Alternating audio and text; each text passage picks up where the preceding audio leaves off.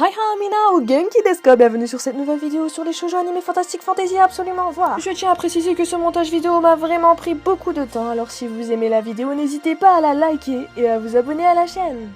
J'ai effectué un classement et ce classement ne veut pas dire que je considère tel ou tel animé meilleur qu'un autre, mais certains animés m'ont bien évidemment plus marqué que d'autres. Et j'ai regardé ces animés il y a vraiment pas mal de temps. Donc c'est un classement totalement subjectif et je comprends que certaines personnes n'ont pas le même avis que moi. C'est tout à fait normal. Il y a de plus une petite nouveauté qui est un générique. Allez, on lance le générique!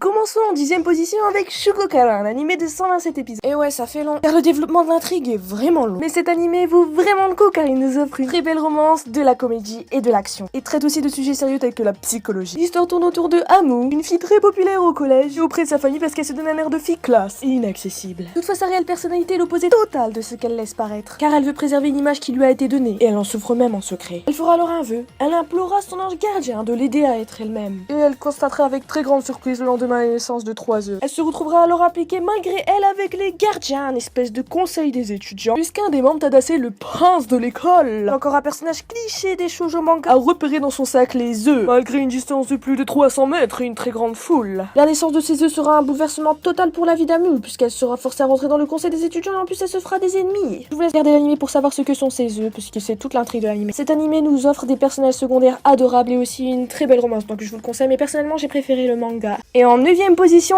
Hakushaku to Yosei, un animé de 12 épisodes qui détient vraiment une bonne intrigue, même si je vous avoue qu'elle est dure à comprendre au départ. Ça tourne autour de la réalisation d'une quête, donc il y a de l'aventure, mais aussi de la romance et de l'humour et des personnages secondaires attachants. Pour ce qui est de l'histoire, en fait, ça se déroule en Angleterre au 19e siècle. Le graphisme correspond totalement au contexte. L'histoire tourne autour de Lydia, un docteur en féerie. Franchement, je me suis demandé c'était quoi son parcours scolaire. Mais cette fille, elle fait preuve d'une très grande force de caractère, comme vous le verrez au cours de l'anime. C'est un truc que j'ai vraiment apprécié. Elle a la capacité de voir les faits et de communiquer avec elle. Et c'est pour ça que les gens, ils la rejettent parce qu'ils la prennent à tort pour une folle. Elle recevra une aide de son père qui l'invitera à le rejoindre à Londres. Par la suite, elle se fera en quelque sorte tromper et enlevée par un jeune mystérieux jeune homme du nom de Edgar, qui correspond à la description d'un criminel qui recherché à Londres. C'est un personnage séducteur, romantique, mais aussi énigmatique et manipulateur. Il en aurait après ses facultés de docteur en féerie. Edgar est chez un serviteur du nom de Raven, un personnage que j'ai particulièrement apprécié, tout comme Ikuto dans Shugokara. J'ai un fait pour les personnages mystérieux. Bon, j'avoue que les scènes de combat laissaient à désirer parce qu'utiliser des plans fixes, des fois ça devenait hilarant.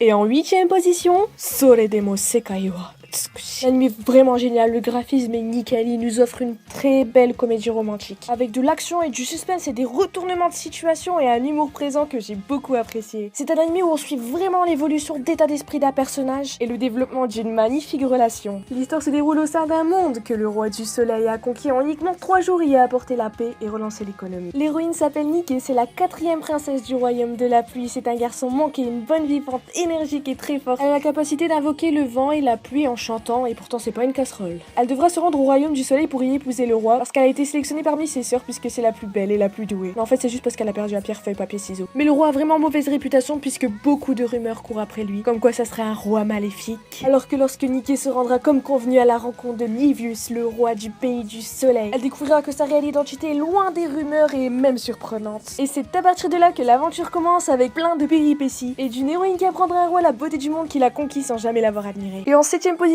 Red Data Girl, qui m'a surtout marqué par rapport au début de l'anime, qui est génial. Ça vous met dans une de ces ambiances, un suspense incroyable. On enchaîne vraiment facilement les premiers épisodes. On aura l'évolution d'une relation, mais aussi l'apparition de plusieurs personnages secondaires qui sont attachants. L'anime détient aussi un très bon graphisme. L'histoire se situe au départ au sein d'une montagne, dans un sanctuaire où vit l'héroïne Izumiko, qui a été toujours étrangement surprotégée par son entourage. Izumiko est un peu énervante au départ parce qu'elle est faible, peureuse et renfermée, mais elle évoluera au cours de l'anime, que ce soit au niveau niveau du physique ou du caractère. Et elle essaie en plus du mieux qu'elle peut de se défaire de ce chemin qui lui a été tracé par sa famille. L'intrigue de l'anime commencera vraiment à partir de l'apparition de Sagara Miyuki, un ami d'enfance entre guillemets de Izumiko. Et ouais, parce que j'appelle pas ça un ami d'enfance. Qui sera forcé par son père à devenir le serviteur d'Izumiko, alors qu'ils se détestent mutuellement. Mais cette situation basculera totalement lorsqu'ils seront confrontés à une épreuve. Pourquoi Izumiko est-elle surprotégée? Par qui est-elle convoitée? Vous le découvrirez en visionnant l'animé. Et en plus ça rime. Trêve de plaisanterie, en 6ème position, Akagami no Shirayuki Hime. Cet animé est vraiment incontournable. Il nous offre vraiment le développement de magnifiques relations qui vont au-delà du statut social, mais aussi de la comédie et quelques scènes d'action, avec qui plus est un graphisme qui est vraiment magnifique. L'histoire tourne autour de Shirayuki qui détient les cheveux naturellement roux, ce qui est très rare. Elle est donc convoitée par divers individus dont Raji, le prince de son royaume, connu pour être un prince très stupide. Ne voulant surtout pas se marier avec lui, ce qui est très compréhensible, elle prendra donc la fuite. C'est alors qu'elle fera la rencontre de Zen, un personnage qui fera démarrer l'intrigue de l'anime.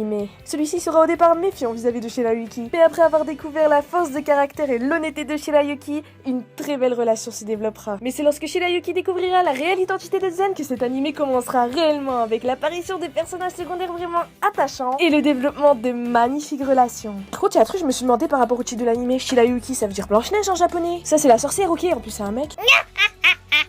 Mais où sont les 7 nains? Et voilà, c'est comme ça que cette première partie se termine. La seconde partie sortira très prochainement. Merci beaucoup d'avoir regardé jusqu'à la fin, ça me fait très plaisir et à très bientôt.